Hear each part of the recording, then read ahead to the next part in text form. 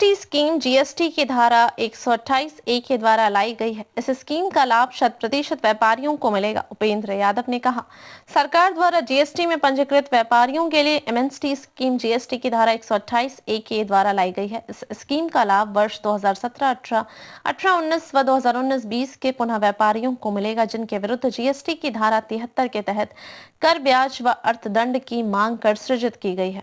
उपेंद्र यादव, उपायुक्त प्रशासन राज्य कर बस्ती ने कहा कि इस योजना के तहत यदि व्यापारी द्वारा सूचित मूल्य कर की धनराशि को 31 मार्च 2025 तक जमा कर दिया जाता है तो उसके ऊपर आरोपित ब्याज व अर्थदंड में 100% की छूट प्रदान की जाएगी। व्यापारी को इस योजना का लाभ लेने के लिए अपने कर को जमा करने के पश्चात जीएसटी पोर्टल पर SPL 2 फॉर्म भरा जाएगा तथा यह भी उल्लेख करना होगा कि वह भविष्य में इस कर की कोई अपील नहीं करेगा।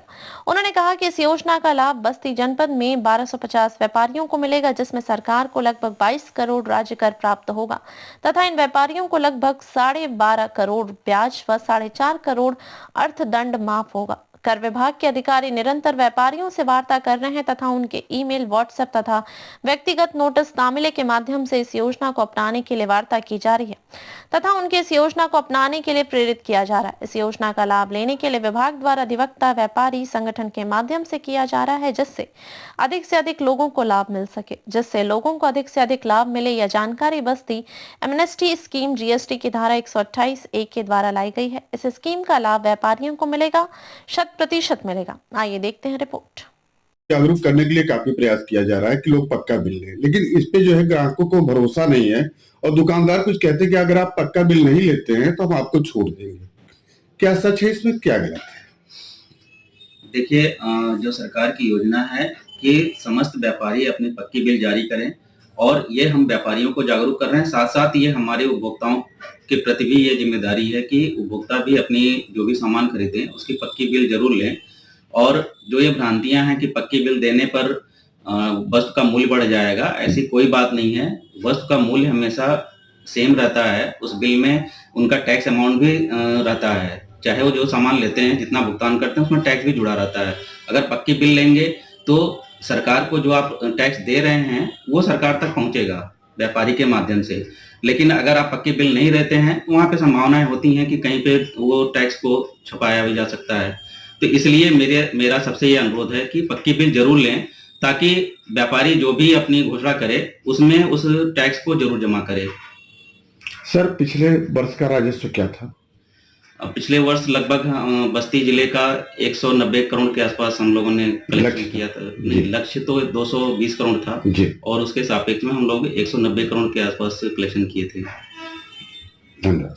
की सुविधा के लिए सरकार ने और जीएसटी काउंसिल ने मिलकर के एक एमनेस्टी स्कीम लाई है। इसके तहत ये है कि जो धारा 73 के तहत वर्ष 17-18, 18-19 और 19-20 के आदेश पारित किए गए थे, उसमें यदि व्यापारी 31 मार्च तक अपने मूलधन को जमा कर देता है तो उनको ब्याज और जो अर्थदंड लगा हुआ है उसमें 100% की छूट मिल जाएगी। कंडीशन उसमें यह है कि उसको 31 मार्च तक वो कर जमा करना है तथा आगे वो कोई अपील किसी कोर्ट में नहीं करेगा। इस सुविधा का लाभ लेने के लिए लगभग अभी तक हम लोगों ने 150 व्यापारियों को फिल्टर किया है जिन्होंने अपनी सहमति दी है और इससे लगभग 22 करोड़ के आसपास सरकार को राजस्व प्राप्त होगा और व्यापारियों का भी लगभग 12.5 करोड़ के आसपास इनका ब्याज और 4.5 करोड़ के आसपास इनका अर्थदंड माफ होगा। तो ये बहुत बड़ी छूट व्यापारियों को मिलने वाली है, वो मिल रही, सरकार द्वारा दी जा रही है। तो मेरा सभी व्यापारियों से अनुरोध है कि वो इस योजना का लाभ उठाएं और अपने ब्याज और अर्थदंड को माफ कराने के लिए मूल टैक्स जमा कर दें, जिससे सरकार को भी फायदा हो और व्यापारियों को भी फायदा होगा।